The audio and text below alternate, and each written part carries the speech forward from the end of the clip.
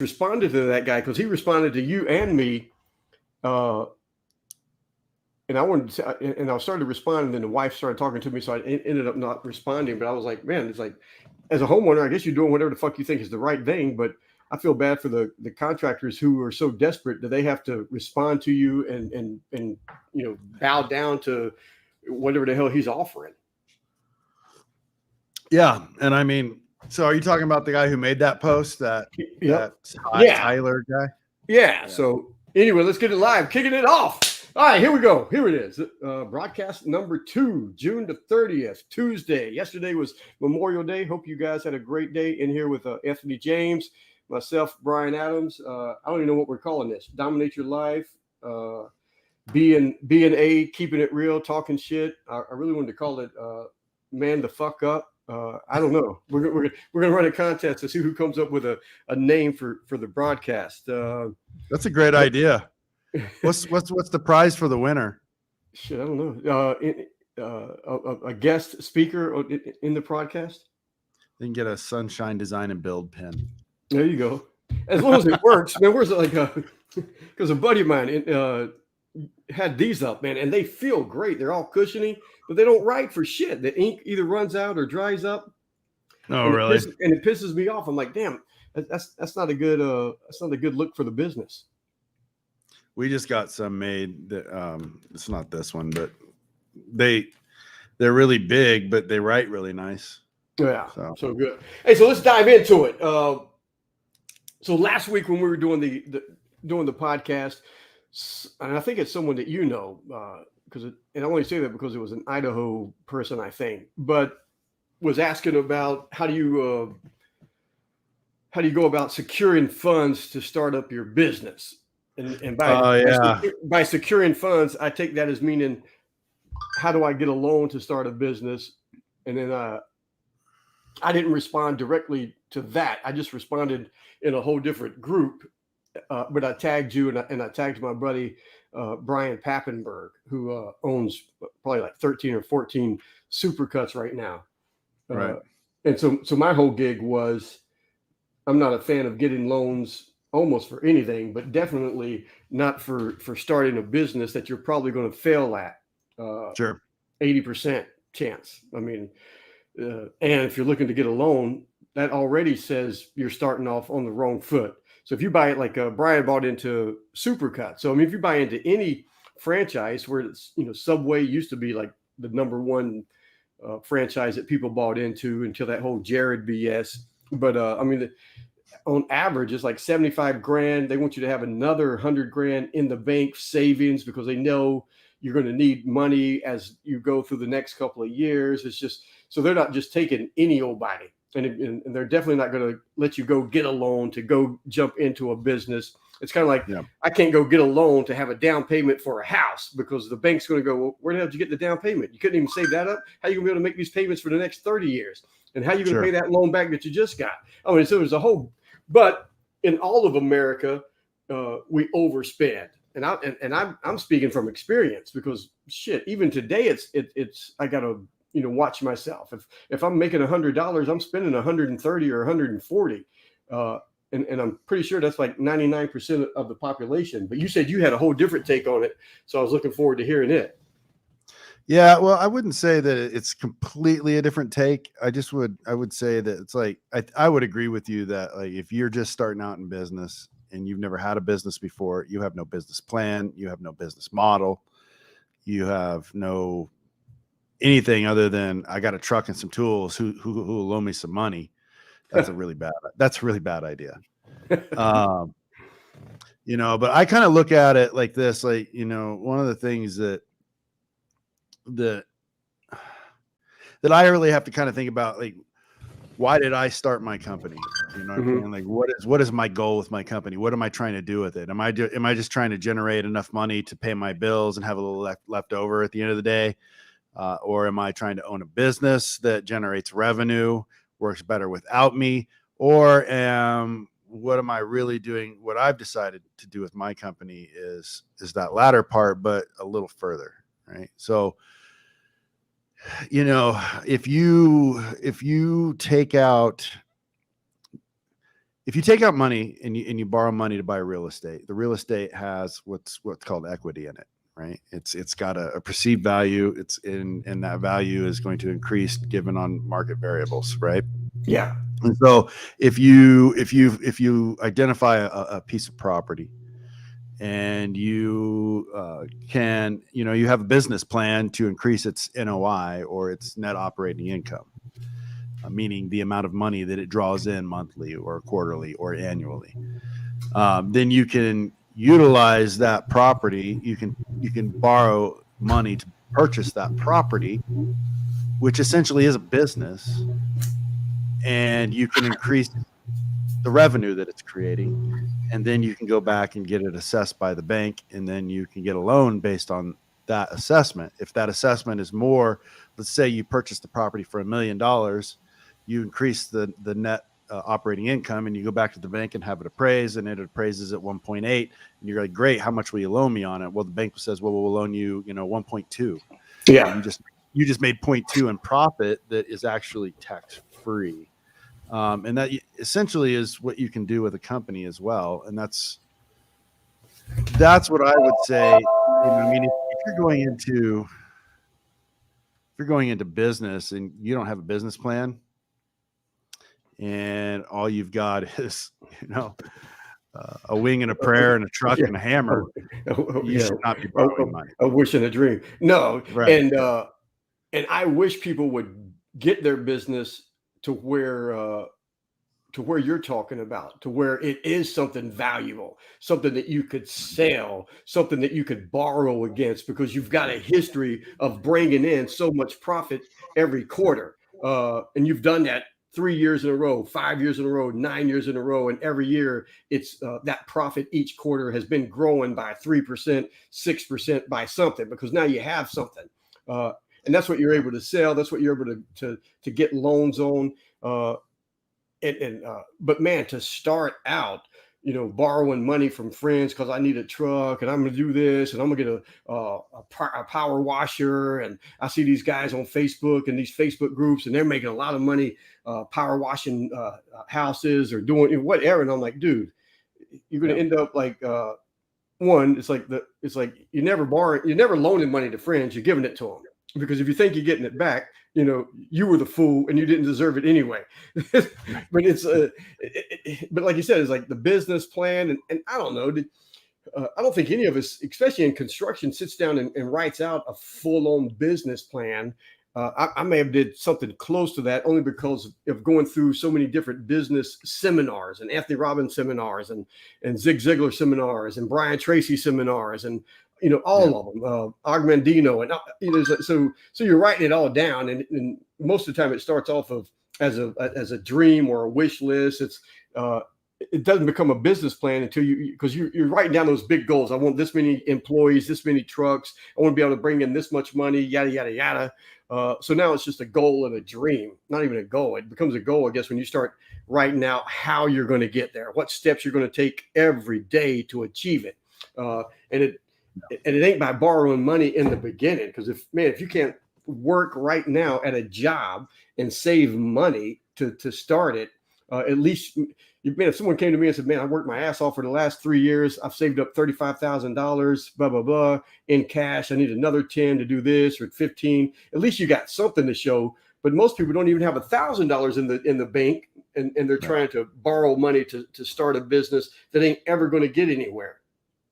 And that's the hard truth. I mean, it's like, call it Mr. Negative or whatever the fuck you want to call it, but that's the realism. Yeah, well, I mean, it'd be one thing. So like you said, like I definitely don't advocate just borrowing money because, hey, I've got an LLC that I just started yesterday. Who's going to loan me money? The object is to not borrow money, but to make money. And it's kind of like anything. It's like, what creates the value? What creates the equity in your business, right? Is it just your profits that you're creating over and over again? Maybe, but ultimately what creates that is your systems and your processes and your business model.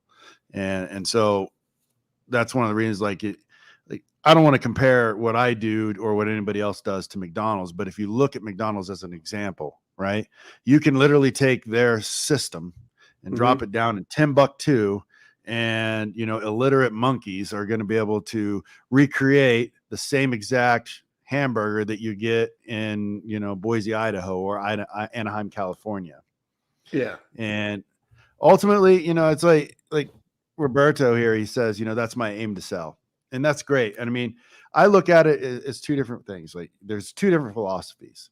I'm looking at my business like a piece of real estate, right? And I'm trying to gain value in my real estate, in my piece of property that I can either sell or borrow against, like you were just saying. Yeah. And so there's two ways that you can, create, generate revenue in this country, in this economy. And that's by capital gains, or it's by infinite return, right? And so the way our economy is set up, our economy is debt based. And basically what happens is if you create something of value and sell it, you just created a taxable event. Yeah. Right? But if you create something of value and borrow against it, and you borrow for more than it's worth or what you have into it, you just generated revenue that is non-taxable. Yeah. You can use that to invest in more non-taxable endeavors. Right? Yeah. And that's when you need a good accountant, because it's like, some people had responded back and forth. Should I buy a new truck? Should I use this, my own money? And that just depends on where you're at in life and in business. My daughter bought some equipment last year, and we could have paid it cash, but the interest was like less than 3%. And I'm like, shit, that's free money. I can make more money investing my money somewhere else. And then that's the whole thing too, is like, if you're invested in Wall Street or invested in anything, I don't know. I mean, I go back and forth with that. It's like, man, invest in your own company first, because your company is what other people should be investing in. Your accountant is going to know especially if you already own a lot of the equipment because you worked for someone and you were buying it throughout the years. I mean, you're able to lease that to your company and buy, from yourself, rent it. I mean, a whole bunch of stuff. But you talk about McDonald's, the systems. I mean, that's what changed my world. Was sitting in I think it was like 1988. I'm sitting at an all-day seminar, one of those where Zig were at. Everybody, it's like a whole bunch of. They're called platform speakers. They show up for free because they know they're going to make so much money in the back of the room table sales. And the last speaker of the day, because the guys that I all went with, they went home after lunch because all the main speakers were already finished and gone. And I'm like, dude, man, I'm staying here all day. I'm addicted to this stuff. And the very last speaker was Michael Gerber with the E-Myth. And he looked kind of like freaking Colonel Sanders walking on stage. But man, every freaking word he said, I related to, because that's what I was doing, trying to run everything myself, not having a clue. And he's talking about, like you said, this billion dollar company, McDonald's, being ran by freaking 14 and 15-year-olds, getting a note signed by their parents that they could, get a job at that age. and here I am thinking, it's like, it's kids are running that, and you don't think someone could help you run your business. So that changed everything. That whole thought process. It's still one of the better books out there on putting systems together to run any business, let alone construction. But hey, tell me this though, because I know whatever it was, 4 or 5 years ago, whatever. But you're just installing Windows, barely making it to where now you're opening locations, Washington State, Oregon, Nevada. I mean, I don't know. Did you sit down and write out the business plan word for word, or did you have the vision of what you wanted it to be? Because I know, like me, several times I know you wanted to give up and just throw it all in and just say, what the fuck? I mean, there's got to be a better way. But everyone watching this podcast, we're all the same. It's like, we can't work for somebody. So, I mean, what changed? What snapped? Tell us. Yeah, no, that's exactly what I did. Was I sat down and I wrote out the vision that I had for it in as much detail as I could possibly, conjure up. And then, I asked myself what I really wanted, what I was willing to, sacrifice, forgive in order to achieve it. I put timelines on shit. I got really specific with it.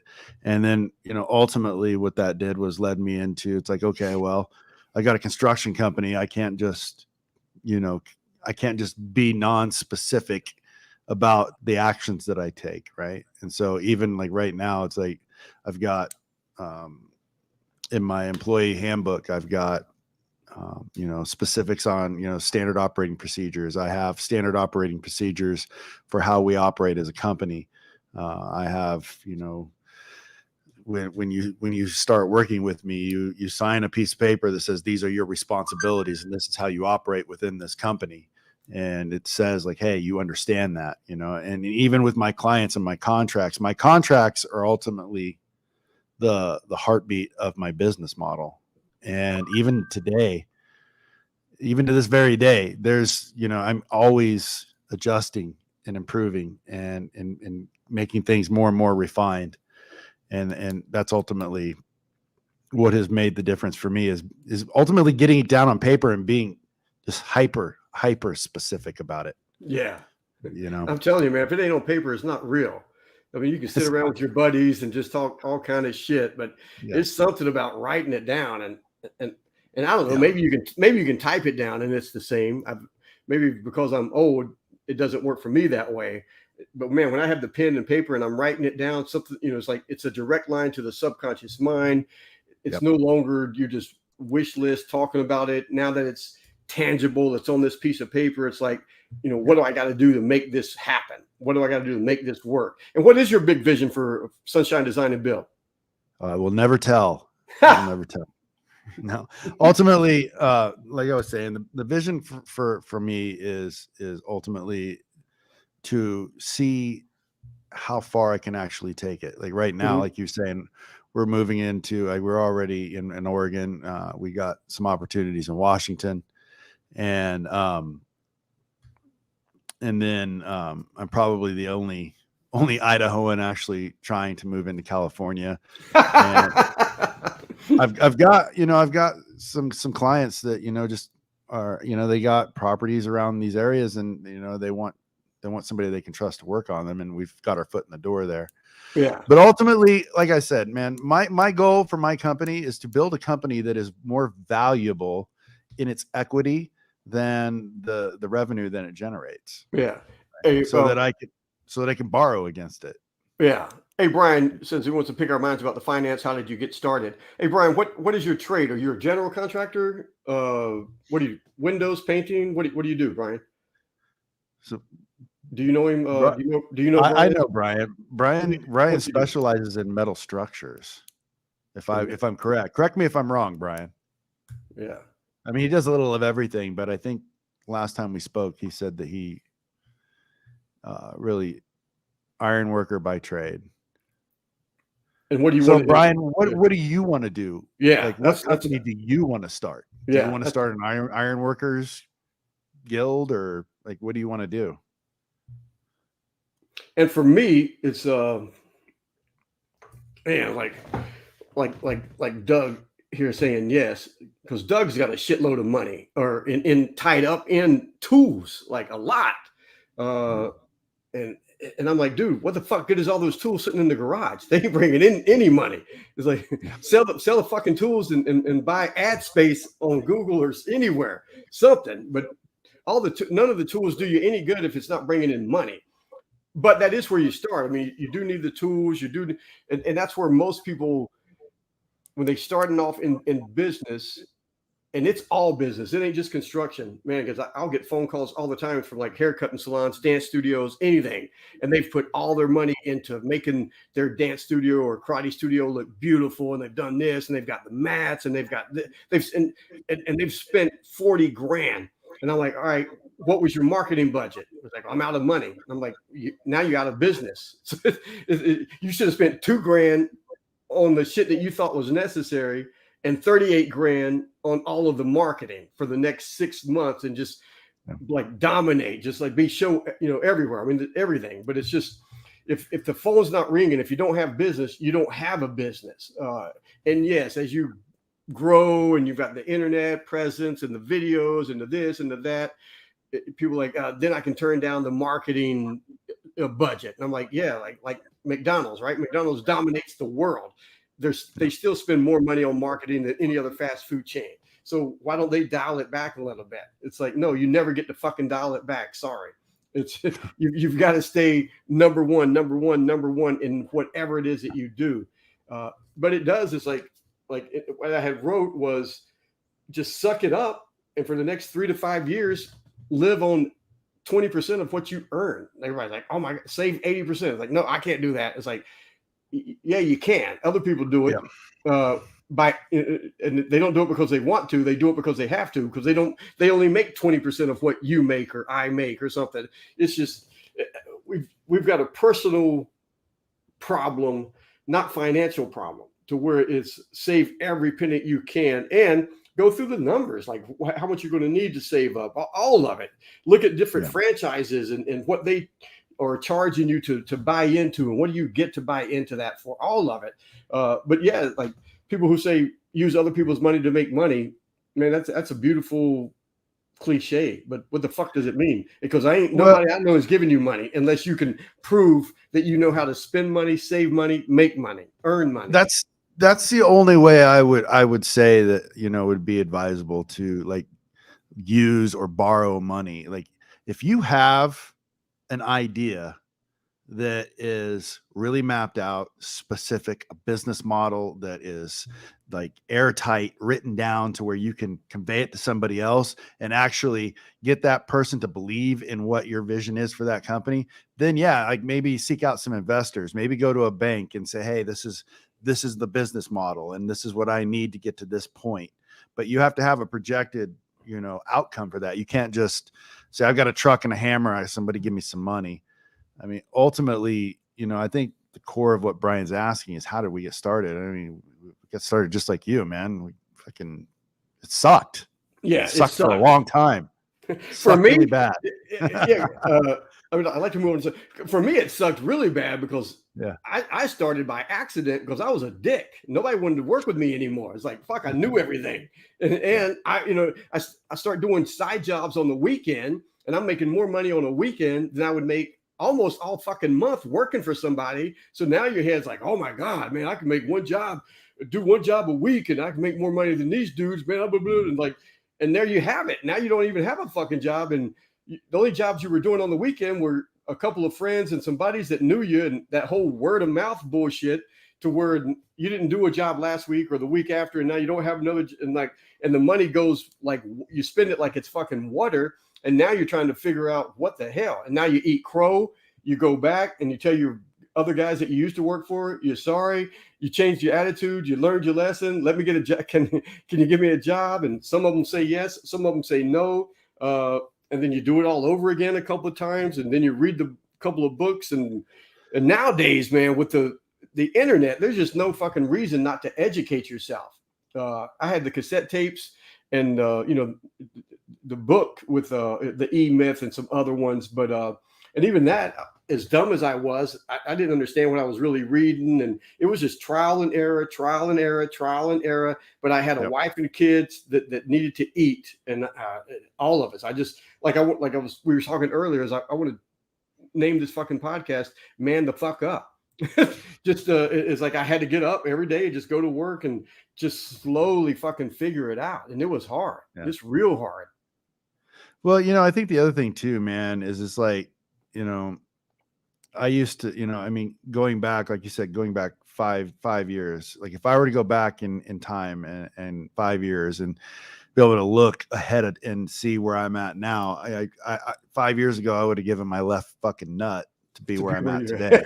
But the truth is, though, just think about it. It's like some of these guys, when you're starting out, you got a job for, let's say the job is for, $8,000, and, it's like you've got a draw payment that's coming in for $3,020, and the client doesn't understand, the contract, and then they're balking, and you got this problem where you have to, deal with people who are sometimes not fun to deal with, and you're stressing because you got a draw payment of $3,020 so that you can buy the materials, so that you can pay your bills, so that you can put gas in the truck.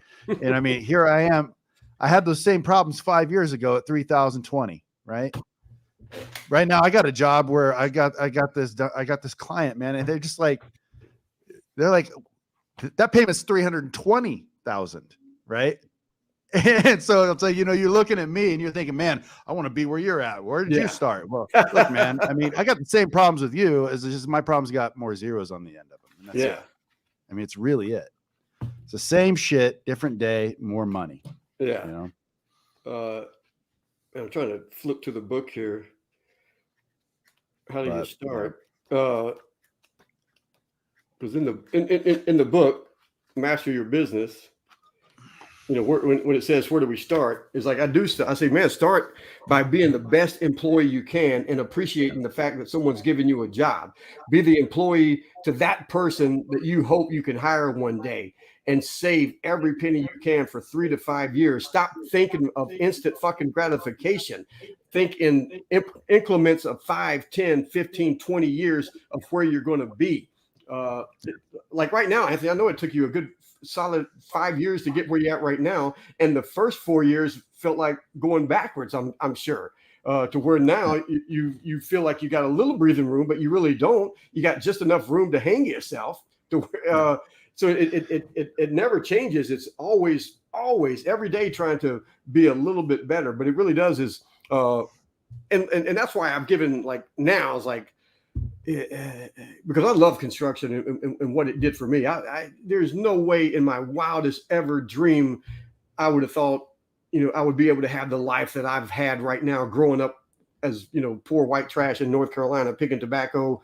My biggest dream was, man, if I could ever make $6 or $7 an hour, man, I'd be able to rent a 2-bedroom trailer. And like, I guess I've had a great life compared to the average person, but it's no means like fucking Bill Gates or any of these, multi-millionaires, but it's been pretty fucking good. And construction, man, can make it really good. Cause we can make a lot of money, relatively simple if you do, some basic things, but it really is like taking 2 to 3, 4, 5 years and just personally being able to work your own finance. And when people ask me how to lose weight, I say, it doesn't go in your mouth till it goes in your book. Again, if it's not written down, it's not real. It's like, what do you mean? It's like, yeah, man, before you put that donut in your mouth, write it down. Write down, I'm getting ready to eat a donut and it's this many calories, and this is the time of day that it is. Boo, boo, boo. So the same way with finances, you don't spend a fucking penny until you wrote it down in the book first. The reason they give you that debit card or chips at the casino is because it's a lot easier to spend chips and use credit cards than it is real hard earned fucking cash. When you're handing over cash or gold bullion, you think twice, like, damn, do I really need this? But when it doesn't hurt a little bit and you're giving them a credit card or some fake ass chips or something, it's a lot easier to spend it. So when you can financially, personally know where every penny is going. And if you came to me with like that, because I'm not going to just give someone money. A bank ain't going to give someone money unless you can really show that, hey, I've done this, this, and this. I've saved up this. I've paid off these. I got some good credit. Here's why I've got good credit. I'm working this. And I know that I would do this, all of that shit, like you're saying with the business plan. But if you can't do it for yourself for the first couple of years, there's no way you're going to be able to do it for a business, because that's the main thing, is knowing your numbers in business. Is like, how do you know what to charge? How do you know what to bid? How do you know how you can pay your guys, be able to pay your guys more than your competition? All of that shit that we talk about. It starts with you personally, first of all. And no one wants to hear that shit. And unfortunately, that's the real real part. Anything before go ahead. Well, I was just looking at Brian's question, and it makes me think about something. And I don't know, would you consider an SBA loan? I've got $200K on the books currently in a 3-month duration for 2 guys. And I may be way off, but when I read that, I'm thinking that, you're trying to take a loan to fund this project and keep your payroll up and running. And I don't know if I'm answering the question that you're not asking, but I've seen, multiple like companies and SBA loans and other companies that are, loan institutions that they advertise, hey, do you need funding to fund this project? I get them all the time. Wait a minute. Like, so ultimately, I mean, I would never do a project that my client isn't funding, right? Yeah. So when, like, for example, if my client doesn't pay me this $320,000 by the 5th, we stop working, right? Because it's their responsibility to fund their project, not mine. I'm not a lender. I'm a contractor, right? And so they have to fund that project. The client does, not you. I mean, I would say, man, I mean, if you're already in business and you've been in business for a while and you're trying to make moves and you're trying to expand and, maybe an SBA loan might be right for you. Maybe it's not. I don't know. I'd have to look at your books and ultimately I wouldn't have time to do that anyways. But there's times where an SBA loan, to help you get to a certain place that, get through a glass ceiling or something. But I would definitely never take a loan to fund a client's project. That's just asking to get screwed. Yeah. The only time I like taking loans is if I got $100,000 sitting in the savings of the business account and I need $60,000 and I can get a 2% or 3% loan. To me, if it's under 4% interest, that's free money to me, because I can take this money and use it for something else, buy something that's going to give me a higher 8%, 10%, 12% return. So I'm able to use their money to make money. But I'm only borrowing it because I don't want to use my money. I'm not borrowing it because I need it. So that's a lot of it. And if I got the video on the YouTube channel, like how to grow a business debt free, but it's, man, if $1,000 comes in, 500 of that belongs to the business. All of it is it's just every penny that comes in belongs to the business, and the business pays out you, and you should be the cheapest employee you have working and get by on as little as possible. And then you're paying everything else. But each week the business just gets fat cash happy. Every week it's growing and growing and growing. That book, Payment First, or whatever the hell the name of it is, someone to know. I mean, I've read it, and it was okay. It's talking about Profit First, or something. Profit First. Yeah, and it's a good book, but I don't like it because he doesn't give credit to The Richest Man in Babylon, and it's all that principle. So don't tell me pay yourself first. Pay yourself first. That's it. So the business pays the business first, man. Everything belongs to the business, and I didn't do that. I mean, so I'm telling you, everything I teach, I learned from experiences, because I'm telling you, $100 came in, I spent 120. And it was just, man, it got checks and deposits and all this other shit. And then you needed to get another deposit because you needed to pay the dudes for this because that other money was gone somewhere. It's like, man, just always chasing the 8 ball behind the 8 ball. And you make bad decisions when you're broke. You accept jobs that you shouldn't, because you're sitting there, you're getting all the red flags. It's a asshole customer, it's this, it's that. They want to come down on the price, and you're like, oh my God, well, I'll have to make it up somewhere. And then you're in the middle of it and you can't make it. I mean, it's just bad decisions come from being broke. It's just it's not, man, I'm telling you. But when the company is cash fat happy, and you're sitting there with not needing, and you're able to tell the customer, no, man, I don't even need that fucking, are you kidding me? I don't need this job. I'm doing you a favor by even answering questions right now. That's where you need the company to be, no matter how big it gets. And that's the thing right there, man. A lot of clients do, or I should call them prospects, because until they actually put money in your hand, they are not clients, right? And that's a huge distinction that I see not made on a regular basis. But I got attitude of people calling me up. It's like, oh, well, I mean, I've got this job, like in the contractor group. Yeah, so that takes us right into. Yeah, go ahead. That takes us right into $5,000 worth of work, but if you do it for $1,000, I got more work down the line. And it's like, basically, it's like this mentality of, hey, so it sounds like if I give you a really great deal now, so it's basically, so if you let me give you a great deal now, you'll really let me stick it to you later. Is that what you're saying? Yeah. It's like, come on, man. But I did that. Like in the beginning, you're like, you're looking for work anywhere, but you got these contractors, because I'm a subcontractor. You get these decorators, interior designers, and it's like, oh man, we do a lot of work. And I did like 1 or 2 or 3 in the beginning. Then I realized what the fuck was really going on. And now it's like, no, you're going to pay the regular price, and then all that other work, I'm going to give you a percentage of it. So you're going to make more than me in the long run. What? Oh, you don't want to do that? Yeah, me neither. Yeah. So, but I think that's why it's so key that, I think, you've really got to start marketing, and you got to start doing it soon, whether it's organically in a Facebook group or on, or even just boosting a post on Facebook, something. You got to get something going out there, and something that brings in phone calls. Yeah. And because if something that generates enough leads that you can pick and choose between, if you're getting 3 to 5 leads a day, you can pick and choose from, 20 to 25 leads a week instead of, Yeah. Oh shit, my phone rang once this week and the guy was only willing to pay me a third of what the job should actually take. Yeah. Right. Hey, so that kind of takes us to like a post that we were both kind of looking at last week, where a client was, like you said, trying to get $5,000 worth of work done for 1,000. And people ask me all the time. I got a contractor that I'm thinking about working with. I don't know.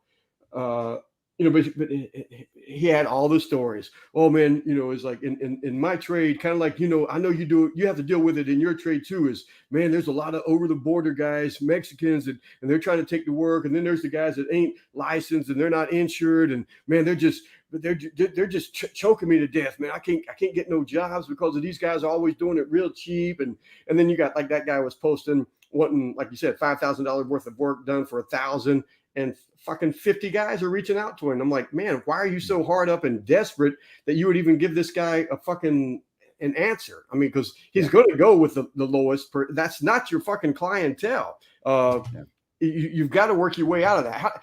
What do you say? What do you say to that one? Because I know you hear it all the time. Oh man, they're coming over here from Brazil. Go ahead. Yeah, my real quick quib, my comeback on that is that if that's your competition, you got bigger problems than your competition. Yes. So, and Roberto, he says, I've got projects scheduled tentatively through the first week of August. And that's great, bro. And I'm not going to knock you. I think, like, congratulations. I think that's kick ass. Right. But ultimately I'm going to look at that and I'm be like, I see that all the time. And you guys wear that as a badge of honor, right? It's like, I'm booked out till next year. Sounds like you need to get out of your comfort zone and expand your company. Well, especially if it's a subcontractor, like a painter or a hardwood floor guy, something, because like our projects are 3 days, 3 weeks at the fucking most. And when guys tell me that they're booked up for 3 to 6 months, I'm like, why? How? That means you're charging way too fucking low. It's like, if they're saying yes every time, it's like you should be raising your prices 20%, 30%, 50% to where they're saying no. Like, there's no way I would let. That's how you expand the company. Yeah, there's no way I let my daughter be booked up for a year. I'm like, what the fuck? Materials going up. This is going up. That's going up. It's like, if that many people are saying yes, we're way too fucking cheap. We're way too fucking cheap during COVID. Oh my God, we raised the prices almost 60 fucking percent. And like every month we would like add another 50 cents, add another 66. It was like, and everybody saying, okay. To where now we're like, oh shit, to where we're almost thinking, should we bring it back down a little bit? And I was like, if once we get enough no's, then we'll, contemplate bringing it back down. But right now, everybody's still saying, okay, most of the time. Most people, oh my God, so-and-so's like, yeah, like you said, that's not our clientele. But there's no way I would let her be booked up that far in advance, because that would only mean that, too many, our numbers ain't high enough. They've got to be saying no. And they want us. They want us bad because of all the shit that we have on the internet, how we dominate. We should be charging way more. But I want to tell you this.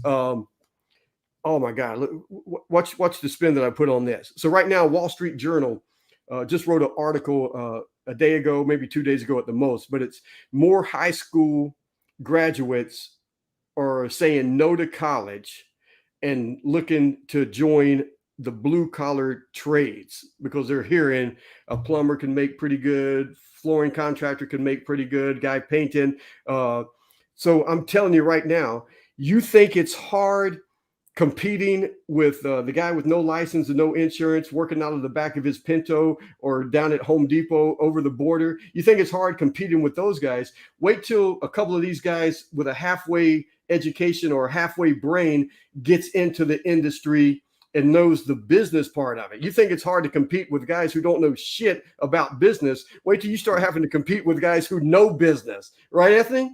I'm telling you, man, it's like people are understanding that college isn't worth the money, and they're looking at someone like me who didn't even fucking get to the 9th grade going, shit, this dude's bringing in over 300 grand profit a year. What is like, and all of it is like, so and these guys, some of them are going to come up who probably should go to college. Not really, but they've got a brain, and they're thinking a lot higher than just how do I hammer in now? They're thinking business. Yeah. They're thinking learn a trade. They're thinking, let me turn this into something. Let me dominate this. Let me watch Anthony's videos. Let me watch Brian's videos. Let me get this book. Oh, okay. Yeah, you can make money at this. How do I hire these other guys who just want to do the labor part? Man, that's what I'm looking for anyway. And so you think it's hard competing against guys who don't have on the bottom don't of know the what barrel? they're doing. Yeah, wait till you start dealing and competing against guys who understand the business and the trade. Then you're really going to be crying the blues, wondering how to figure it all out. And there's no reason you shouldn't be figuring it out. So Douglas here, he's kind of asking a two-sided question here. It's out of the side of his mouth. And I don't mean to give you shit, Douglas, but I got to call you out on this one. Because you're saying, if you're saying with one breath that's you get one call every other month. I'm sure you get more than that, but obviously the point is you're not getting enough calls to where you can pick and choose your leads. But then you're asking, well, should I lower my price if everyone is saying no, right? So no, you can't really lower your price if you're only getting one call every month. You can't really lower your price. But what you need to do is you need to figure out a way to get more than one call. And that should be your main focus over the price that you're charging.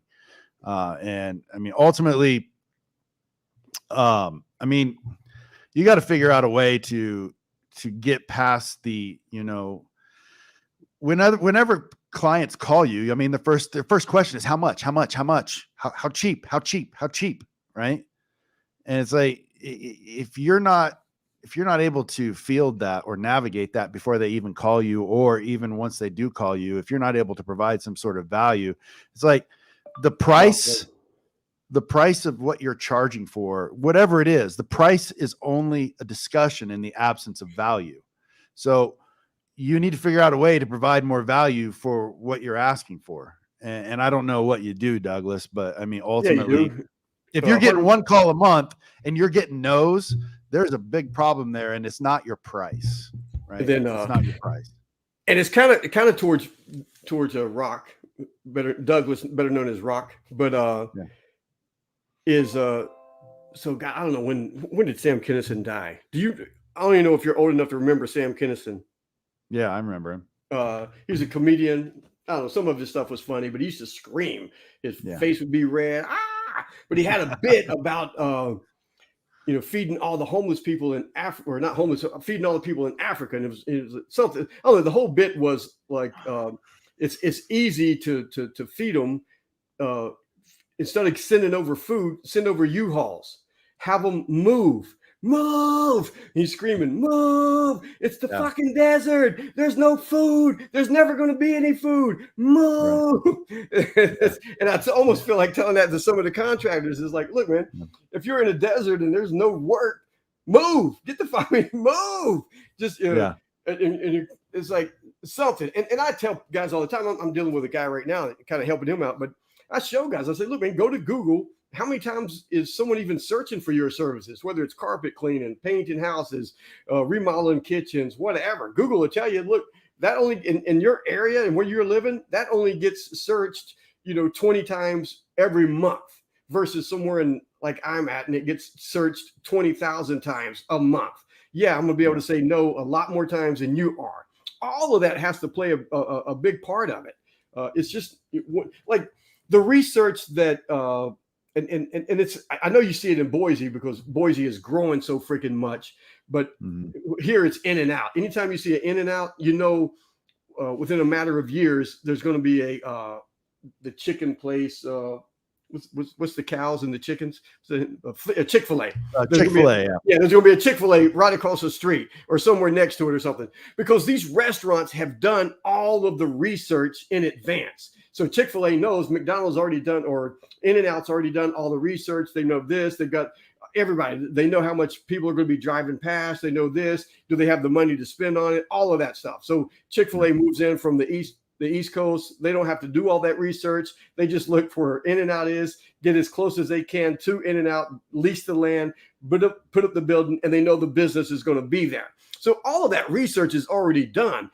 Businesses think like businesses. Contractors think like contractors, and they're not. They're just, and this is where I grew up. This is where I live. All right, then you're limited to what that area is going to be able to support.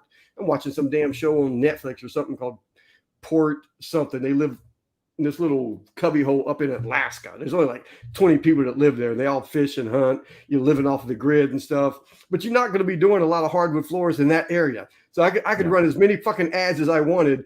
There's only 20 people that live there. I'm not going to make the money. So it's all of that plays a part of it. It's like, but like you said, when you sit down, and you write that business plan. What's the demographic? How many people live in this area? How much money are they bringing in? What's the rate of the homes? How much money are they spending on their homes? What's the turnaround? What's the turnover? How much are they selling? How much are they still built? All of that stuff has to be played into your business plan. Anything? What else before we go on? Brian, I was actually just looking over Google Analytics with my partner for my marketing agency, and we were looking at click-through rates versus conversions, right, on Google. Mm-hmm. And so, like, for example, if there's 60,000 people, or let's say there's 420,000 people in the state of Idaho that actually are owner occupied in their own homes, right? Mm-hmm. And so the click-through rate on that is roughly 4 to 6% of 420 some odd thousand people, right? So that comes down to like 28,000 some odd people who are actually going to click your ad, right? And of that, 3 to 4% of those clicks are going to convert, which means that's like 560 people or something like that, right? And so that's kind of how you have to really see, those analytics. That's the part of being a true business, as you're looking at all aspects of it. And do you need to expand out, or do you need to offer a different service? I mean, you should really be keeping track of especially for these smaller trades, whether it's painting, flooring, whatever that is. Like, that's a residual over the next 3, 5, 15 years, 20 years, like the database of people that you have and that you're always following up with at least once at least once a year. You should be, 3 to 4 times a year, sending them something, staying in touch, doing maintenance, whatever it is. I mean, it's just a whole separate business that you could end up having if you wanted, but it's just always, how many times are they coming back? How many times are they coming back over and over and over again? So, Hey, what were you going to say about licenses and insurance? Because that's kind of on the same thing of who we're dealing with, like the Home Depot parking lot contractor. Well, and I'll kind of segue into that off of Brian's question here about fair deposits and so forth. I mean, ultimately, what he's asking for is like net 30s are different, that payouts than on commercial or federal projects. But I mean, if you're on those types of projects, especially if it's a federal project, you have to have, in order to even have that job, you have to have a certain amount of revenue on the books. You have to be producing X amount of revenue to even get those jobs. And so whether or not it's a net 90 or it's a federal job, I mean, you have to look at the job and say, okay, well, in order for me to cover, materials and payroll for 90 days, I have to know my numbers, which means I need to know exactly how much it's going to cost me to make it 90 days. And that's what my deposit has to be. And if your deposit isn't reasonable for the person or the general contractor that you're subbing, well, you can't take the job. Yeah, you just can't. It doesn't make sense. But yeah, going back to licensing and licensing and insurance. And I'm gonna have a different take on it than you. But go ahead. As far as licensing and insurance, yeah, a little bit. So ultimately, so I think the catalyst of that was that other post in my group, right? So we're in 208 Contractors. If you're watching this and you're in Idaho, we have the largest construction industry Facebook group in the state. So it's 208 Contractors. You should join. There's a lot of great information, and there's a lot of amazing examples of how not to operate. But he came in and he was like, I'm just looking for the cheapest schmuck in a truck. I don't care if you're licensed or insured, right? 100%, and that's the way he worded it, pretty much. Literally, it's like verbatim. And there was a couple other things he was asking for that was crazy off the wall. Didn't care about, anyways. And he said to you, and he said to me, he's like, "Well, it's just an econo it's just an econo house, you know, like, isn't this a contractor group? He tried to get cute. He's like, what are we here just to play grab ass or what is this? Right. Yeah. And, I mean, ultimately, man, it's like, it's one thing, you know, if you got somebody coming in to, you know, swap out electrical plates or, you know, run some carpet in the bedroom, but man, you're asking somebody to do a deck, right? Yeah. And it's attached to the house. It's up off the ground 4 feet. There has to be permits pulled. There has to be all this stuff. And it's just like, man, I got to tell you, Brian, because I went in there and I called you and I tagged you and I said, man, this comment section is hard to watch, bro. there was like hundreds, well, at least you know, there's like 50 people and they're going, ooh, pick me, I'll be your schmuck. It was right. I felt so bad. And I was like, man, I made the comment. It's like, man, I almost deleted this, but I was like, no, let's see who wins this race to the bottom of the barrel. Yeah. Right. And he got upset. He tried to get cute about it, but I still don't think that he realizes it's like, man, you're asking for illegal labor in a place that's dedicated to professionalism. I still have a half a mind. Like, I still haven't completely decided not to go in there and ban the OP and then go through each and every one of those idiots who it's you know what? It's not even the OP that's more embarrassing than the contractors below it going, oh, pick me. It's 100%. It makes me want to go through all of them and boot them all out. It's 100% the contractors going, I'll do it. Let me do it. Fuck me. Hey, fuck me. I'll show up with Vaseline. All it takes is one guy getting in there, getting hurt, right? And all of a sudden, your econo house, your insurance isn't there to cover somebody getting hurt working on your house, right? I mean, you don't even know. It's like you hire some schmuck who's the cheapest guy in a truck, and he comes in and he builds it improperly, and it falls down when you get too many people on it. Now you're getting sued by those people. Or let's say he runs a nail through his toe as he's, you know, using a pneumatic nailer. And ultimately, he's coming after your homeowner's insurance at that point, right? Yeah. He's coming after you. And these people, they just don't get it, man. Well, and I tell homeowners like all the time is because here in California, you got to be like licensed for everything. And to me, it's just a big ass ripoff. It's just because the state wants more money. They don't care if you know how to do the trade or not. They want you to memorize the questions so that you can, you know, check the correct box, and then that's it. So if you're going to be in business, you have to do it legally. But as a homeowner, it's like, man, if this is who this guy is looking for, I don't know. It's like you shouldn't be in a position to where you would even do more than chuckle at it to work for it. Because, and I'm not prejudiced by no means, and I should be. You know, I'm the Southern white guy, 58 years old, so I should be a white redneck. Prejudice is all hell. But I grew up in Inglewood. But right. I love everybody. All your time in California. Yeah, man. But I love everybody. But there's certain accents that I will not call back. I just don't want to deal with the Jew me down type thing. And I did a lot of work in Beverly Hills for the Persian Jews. When the Shah fell, they came over here with all of their millions of dollars and rugs worth hundreds of thousands of dollars. And I did some of the, you know, the cheap ass work, and to where finally I'm almost arguing with the guy.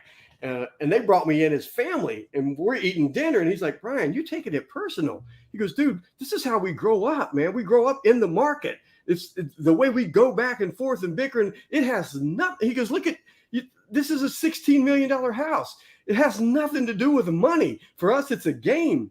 And that was another kind of click light that went on.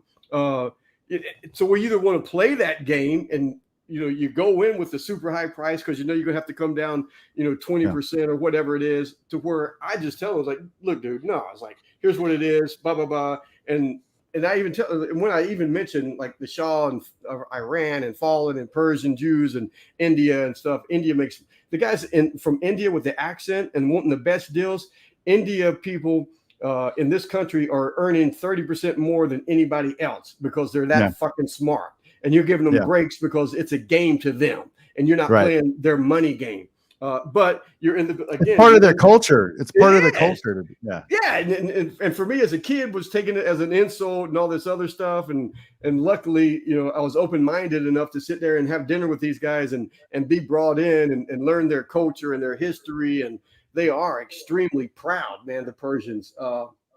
But you shouldn't put yourself in a position business wise to where you even have to consider that, to even have a conversation with that type of homeowner. It's just, it kills me. And that's what was so sad about that post is, like you said, you're looking at 50, 60 contractors saying, please, please, please let me do that for you. Man, I'll be over there tomorrow morning with my hammer and a couple of 2x4s. And it's just, man, and I say that because I've been there, and you're so desperate for money. You're never, I mean, if you're doing it that cheap, how in the fuck are you going to be able to save and become this fat cash happy company that I'm talking about that you should be? How are you going to be able to save up all the cash and have on hand so that you can take the 90-day payroll jobs and federal jobs?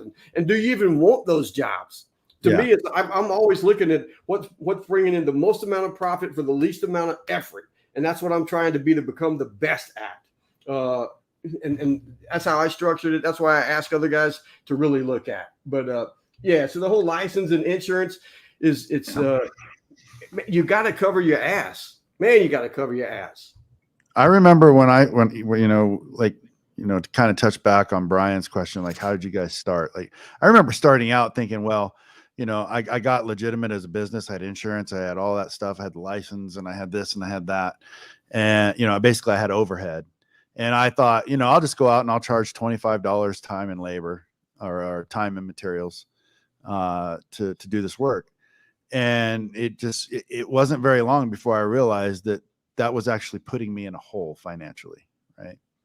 So, I mean, if I wanted to break even and I wanted to make $25 an hour, if my business wanted to break even, I had to take all of my overhead, which essentially is roughly 40%. I mean, you pay a guy $25 an hour to work for 8 hours a day. You're actually paying $34 an hour after all the overhead just on his labor. Yeah. Right? That's $272 a day, $1,360 a week, just to break even, if he doesn't make a mistake that you have to pay to fix. Yeah. Right? And that ain't happening. Those are going to happen. That's just a part of it. Not everything's going to go perfect. An ASC certified technician, you take your car to get worked on, an ASC certified technician, they're $110 an hour. Right? Yeah. You're a skilled tradesman. The only difference between you and a surgeon, right, is that the surgeon operates on the client while they're asleep. You're a contractor. You're operating on your patient while they're awake. You're worth at least 80, right? At least. I mean, come on, at least. And in so many of these groups, I see contractors arguing and debating with other contractors that they're charging too much. I'm like, what is wrong with you? What do you mean? How can someone charge too much? It's this game of my life sucks worse than yours. All right, man. Let's change the subject. Ron DeSantis did his big Google thing, He did the Twitter release with they had the open forum and all that stuff, announced that he's running, and now he's coming after Trump, and I guess you're supposed to, but I don't know. For what he did for Florida, throughout the pandemic, I love almost everything that he did. He was open, and states that were being shut down and closed, those governors and those senators from those states were going to vacation in Florida because Florida was open and no mask and no all this other shit, and then running back to their little scared state where they had everything shut down. So record-wise, I love everything that he's pretty much done so far. What do you think? I don't think he has a chance of winning. I don't know. What do you think? Well, I mean, the only thing I don't really follow politics too closely, but there's two things that I've heard that I've kind of paid attention to about Ron DeSantis over the past couple of weeks. And the first one is that it's obvious that, it's almost like it pretty much knocks the whole GOP out of the election that he's running against Trump. Right. Yeah. And so, but the other thing too is that the other thing that I heard was that he, is either passing or did pass a ban on the CBDCs in Florida. Yeah. So, and I don't really understand, the intricacies of that, but I would say that, I mean, ultimately, I think that I don't know how you're going to stop that, right? Because the whole global economy is going over to a digital currency. Yeah, well, he is, and he's for Bitcoin, so he didn't want to Yeah. put any kind of limitations on it. It's open. He wants a limited amount of government, so he says. I mean, he says all the right things, pretty much. Well, if he's for Bitcoin, then he should allow the CBDCs to go through. Yeah, yeah, and I think I'm not sure if he did or not, but I just know that they've asked him, and he's all for digital currency and Bitcoin, and the government not being able to regulate it. I have to pull up the article and send it to you, but man, it's all about communication. Is if you've seen that movie with the Gladiator, what's his name? Russell Crowe, right? Russell Crowe. Yeah, but and he's the slave, and the guy who owns him or whatever is telling him is like, if you win over the crowd, you're going to win.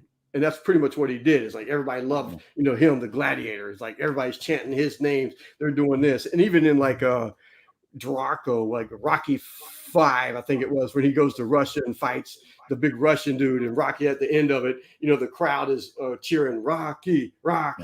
So he wins over the crowd. So you've got to win the crowd. And right now, personality wise, Ron isn't doing it. He's just too robotic. He's more of a robot trying to be human, and he doesn't want to. He's too correct at everything he says to where it just doesn't work. Like and we trained speakers for years. When I worked with Les Brown in early 2000, and that was the whole thing, is you couldn't get up there and try to memorize a speech word for word and then cite it like that, because you build no kind of connection with the audience, and it's. I've said it a billion times, so I hate saying it anymore, but it's like the whole thing is like, no one cares, what you know until they know how much you care. You have to build that rapport with them first. And that's what the whole websites that we build, and the marketing that we do, the videos that we do, it's all about building rapport and a relationship with people. So that by the time they do call you, they're like, oh my God, I know you, man. You're the dude that did this. And they feel like you're already friends. They're hiring friends because they've seen your videos so much. It wasn't by fucking accident. People think, oh man, you figured this out. I was like, no, bitch, I've lived it for a long fucking time. There is no fucking accidents. But that's Ron's problem right now, is he's got to get out of this robotic mood that he's in and start relating to people. And he's done it a couple of times. When he gets pissed, he'll go off script and he'll start saying what he really means. But well, the thing about it is too, it's like, so the CBDCs are going to bring regulation to the crypto market, right?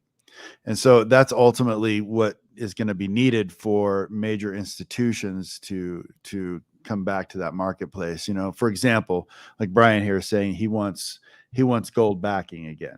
And that's a popular talking point. But the truth is, like, as a society, like, the percentage of people who understand cryptocurrency and Bitcoin in particular is so small. We are literally in the stages of cryptocurrency and Bitcoin, and I make a big distinction between the two because they're not the same.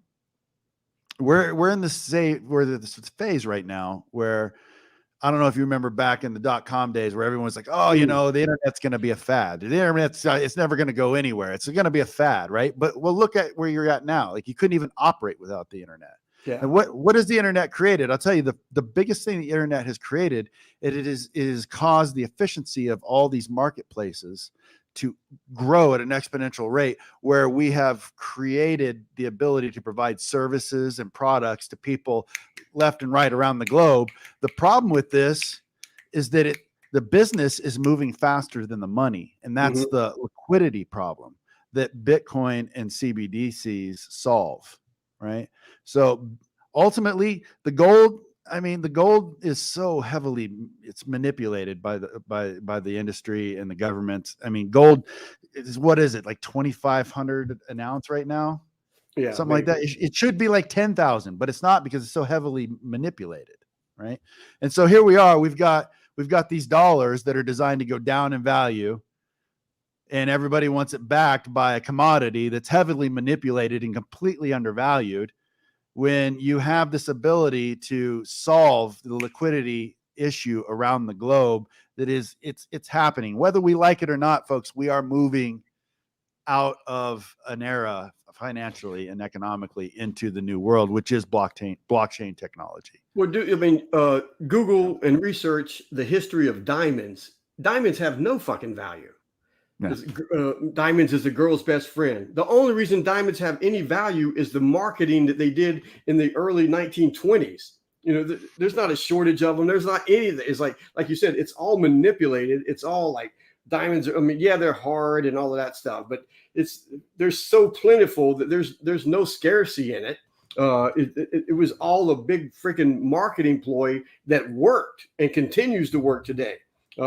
And now that whole thing, girl, diamonds is a girl's best friend. And if you're going to buy a diamond engagement, I don't know who the fuck came up with it. Should be what you earn in 3 months. That's how much you should spend on her diamond. And it's all of it. It's just mind manipulation that people buy into without even realizing the history or where it comes from or why or any of that.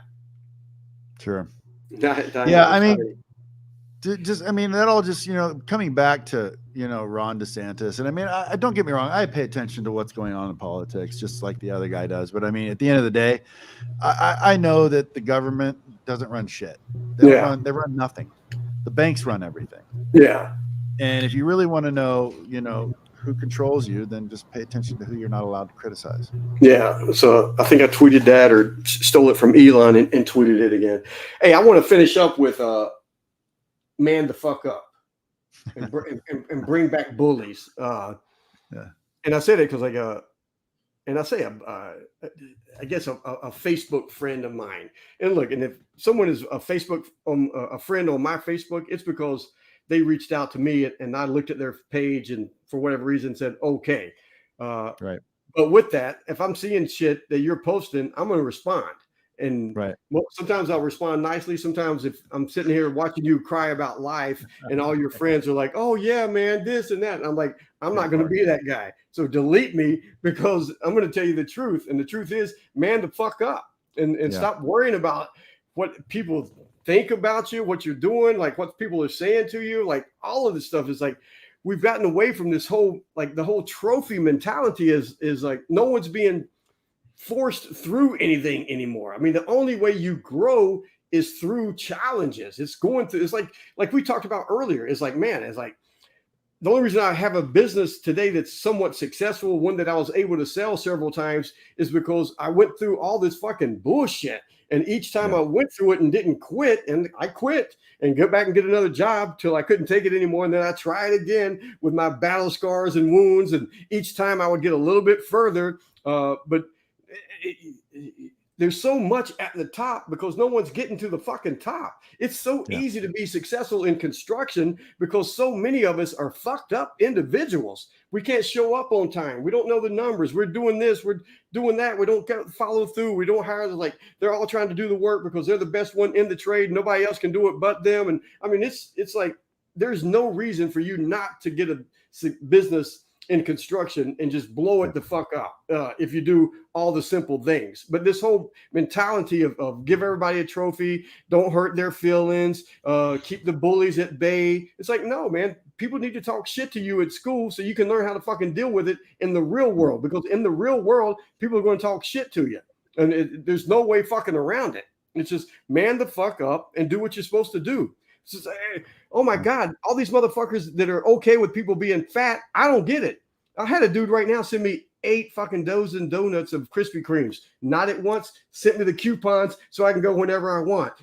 But I'm giving them away. I love Krispy Kreme donuts. I'm from North Carolina. Krispy Kreme donuts are from North Carolina. But I can't eat them. I mean, once every now and then. But no, man, it's like, you need to take care of yourself personally, and that's where it fucking starts. There's only 3 things you have 100% total control over: what you put in your body, what you do with your body, and the thoughts that you dwell on. And you're fucking that up. You're fucking it up, and you're and you're buying into this bullshit that you have a problem or you're this or thyroid. It's like I tell people all the time. I was like, no, man, you don't got no goddamn fucking thyroid problem that you can't lose weight. I said, do the Naked and Afraid diet. What's the Naked and Afraid diet? I said, oh no, go watch a couple of episodes of Naked and Afraid.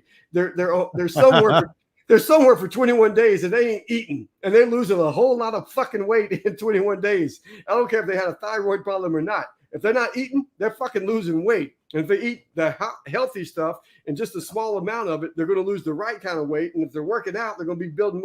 I mean, it's not fucking rocket science, but we buy into this bullshit. And now it's gotten to where it's okay, almost expected that you be 100 pounds overweight. And there's no fucking way. I'm going up to Washington State next week, not this Saturday, but next Saturday. And one of the things I will teach will be about Bushido. Bushido came over from India, travels over and he's almost like Persian, the prince and a great warrior. And he's Buddhist and looking to be enlightened. So he travels over, wants to meet these Chinese monks and reach enlightenment. And he gets there and all these monks are sitting around fat as all fucking can be because they're doing legs crossed, eating and not moving. And he knows there's no way to reach enlightenment being overweight. You just cannot. You will not. No, you will not ever fucking reach your full potential being overweight. You can't. It's fucking physically impossible. You're not going to be firing on all cylinders. Man, when you're, and you don't have to be the best of the best of the best of in shape, because that differs for whatever it is that you're doing. If you're running these 100-mile marathons, you're not going to be the ripped up bodybuilder doing competitions. None of that. Right. I mean, so in swimming and whatever it is that you do, but you've got to be at your peak performance, whatever it is. You've got to be able to move and the way that you breathe and the way that your brain operates on oxygen.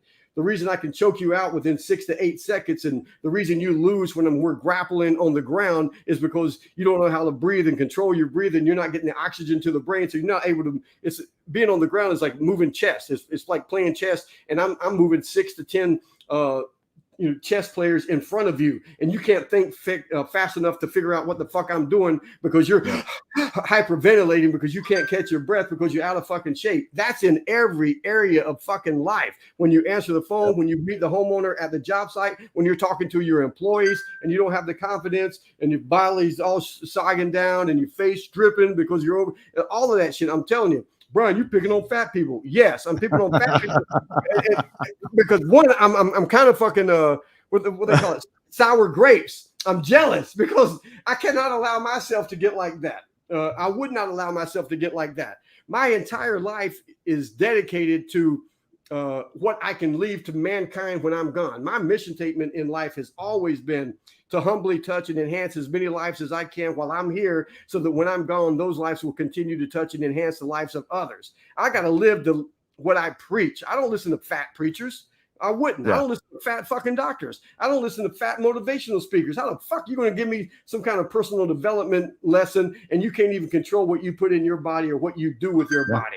But no one wants to be told that shit. Everybody's afraid of being insulted or hurting someone's feelings. And I'm telling you, you are doing no one any favors by not telling them the truth. My friend and mentor, Jim Rohn, used to say, man, I'll take care of you if you take care of me. And he figured out real quick how shallow and short-ended that was, to where he ended up saying, I'll take care of me for you if you will take care of you for me. And that makes sense. And that makes sense. And that's my little rant for before we get out of here tonight. Anything you want to add? So, yeah, I would just say to that, man the fuck up. Right. So ultimately problems are a sign of life. Like Les Brown always said, problems are a sign of life. Right. So if you're having problems, that means that, you're alive, because there's like 5,000 people down the road from me who don't have a problem in the world, and they're buried 6 feet deep. So if you're having a problem and you're stressing about it, you might ask your doctor if Triactin is right for you. You might say, well, what the fuck is Triactin? Well, motherfucker, that's Triactin like a goddamn man. Exactly. Take 2 Triactins and call me in the morning. It's like because you're either in something, you going towards something, or you just came out of something. But everybody is in it, and we're all telling ourselves these fucking stories, and we're buying into our own stories. There's not probably my favorite martial artist It's pretty fucking close. Top 3 anyway is Steven Seagal. Steven Seagal's main, and I've worked out with him. I met him years ago after Above the Law. His biggest fucking problem in life is he bought into his own bullshit. He started believing his own press releases. And now he's like crazy overweight. And I mean, and I don't know, maybe I would have done the same thing I did. When you surround yourself with all the yes people, no one's ever telling you no. No one's ever calling you on your bullshit. You've got more money than you can spend. I may end up the same fucking way. I don't know. I'm not there. I'm just saying I know him way before he got the way he is right now. And he was a pretty good dude. And he did a lot of shit at the age of 18, 19, 25 that no one else has ever done. I got a much better story about Steven than I do Bruce Lee. So we'll save that for a different podcast. But Sure. Yes, sir, Aikido. And so he bought into his own bullshit. And I did this little thing Friday because I play golf every Friday. So I did a Facebook Live. It's because I tell you, man, I've been trying to work out. I got this new gym set. And I woke up and my back kidney was a little sore or something. I was trying to stretch it out. Can I swing, make a full turn on it? And when I showed up, I was getting out of the truck and my buddies were pulling up and they was like, "Oh man, how you feeling today, Brian?" And I started to say, "Damn, man, my back is tired. I'm having to get up early." And those guys don't want to fucking hear it. And I was joking with them going, "Man, if you make it to 58, you're going to know what it's like getting up. You got to get up early just to stretch out a little bit more and do other," because these dudes are like 77, 78 already. So they don't hear that shit. They're like, I don't get to come to them with stupid ass excuses. They just laugh at me. And I'm telling you, so the Facebook Live is like surround yourself with people who call you on your bullshit and don't join your pity party, because that's all it fucking is everybody's going through something. I get to tell the story. Oh, my dad was never around. My mom was a music alcoholic. We grew up in the project. Everybody's got a fucking story. Everybody. Yours ain't special. Yours is just fucking different. Yeah. and the only problem is you telling yourself that story over and over and over again, reliving it instead of learning from it. And I wouldn't change all of the bullshit that I've been through. I wouldn't change any of it, because it's like that movie Butterfly Effect, where he keeps going back in time trying to fix shit, and he comes back and everything's fucked up even more worse. So if I could go back in time and change some of the bad shit that I went through, I'd come back to where it is now and everything would probably be pretty fucked up. I don't know. I just know that I'm pretty fucking happy where I'm at right now. And I tell people all the time, and it's like, if you're looking in the mirror every morning and something's bothering you, that something is you. You're going through some shit and you ain't learning from it. So you like figure it the fuck out. Because if not, you're just going to keep going through it. And it's all that bullshit that you've been through that's going to make you the man that you are. And we need more fucking men. We need more men to stand up. We need more men to start calling people out on their bullshit. So these little boys that are growing up now, they don't have any father figures. And I don't know, maybe the father is at home. He just ain't no fucking figure. I don't know what's going on. I just know that, we're trying to dumb people down and it's fucking working. It's crazy. Yeah. They're just pussifying everybody. When I was 17 doing construction, these dudes were like 76, 77. Man, they fought in World War II. They were tough as fucking nails. Man, they talked to me like matter of fact, if they were still alive, I could probably sue them right now. It doesn't matter how much time is the way that they talk to me and how many times I got called faggot and retard and pussy and throw hammers and shit at me. Boy, you move faster than that. I mean, it's like, but you sucked it up, man. And they meant it from the heart, because they loved me. As a person, as an individual, as a boy wanting to become a man, and they wanted me to be the best that I could be, and they weren't going to buy into all of that bullshit. It was like, no, man, man the fuck up, do what you're supposed to do, suck it up, be better than what you think you can be. When I was coming up, it was like, if you fall off the roof, you're fired before you hit the ground, and don't worry about it, because it only hurts once. Yeah, that's it, man. And nobody wants to say that anymore. It's like, I don't know, just man. So I don't know anything before we get out of here. No, man, I'm good, dude. It's always a pleasure talking with you, Brian. All right, guys. No matter where you're watching this, reach out to us. We'll answer any of your questions. You know what? Actually, yeah, man. If you're watching this, you should definitely check us out in 208 Contractors. If you got some input, 100%. Yeah. So 208 Contractors. Yep. Biggest contractor and construction industry related Facebook group in the state of Idaho. And there's lots of good stuff in there. Idaho is still growing. It's mind-boggling. So I would tell you, you don't have to move. They're coming to you. Yeah. They're all coming to you with money. They're bringing this California money and running to Idaho. And goddamn, the Idaho prices are just going skyrocketing quick. Yeah, that's why everyone hates it here. So. Yeah. So, all right, guys, we're gonna do it again next week. I guess we're gonna find out and get a name for this podcast and let us know what you guys want us to touch on. I want to touch on a little bit of everything, but I really want to touch on manning the fuck up for sure. A little bit of politics, a little bit of what's going on in the news and how they're trying to keep it from you. And it's easy to keep it from you because you're just trying to make ends meet. You don't have time to read the shit that I'm reading, listen to the shit that I'm listening to. You're just trying to get the job finished so you can hopefully get a check and have some profit at the end of that to pay the bills and keep the lights on and figure out how to maybe eventually grow your business. I appreciate Anthony because he's figured it out. He's still figuring it out. He's in the middle of it. He's in the trenches. He's doing it every day. He probably didn't have any problems last week. That'll be different next week. I got problems. It's just, I got people to help me solve them. That's the key. All right, guys, we're out of here. Appreciate it. Peace, Brian. See you guys later.